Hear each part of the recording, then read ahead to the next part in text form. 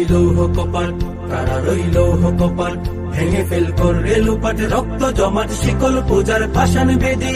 ওরে ও তরু নিশান, ওরে ও তরু নিশান, বাজা তোর প্রলয় বিশান, ধ্বংস নিশান, গুরু প্রাচীর প্রাচীর বেদি, কারা রইল কপাট। এলো ফ্রেশ টিস্যু, 100% ভার্জিন পালক থেকে তৈরি, শুষে নেয় সবচেয়ে বেশি। ফ্রেশ টিস্যু, মুছে যাক গ্লানি, মুছে যাক ঝরা।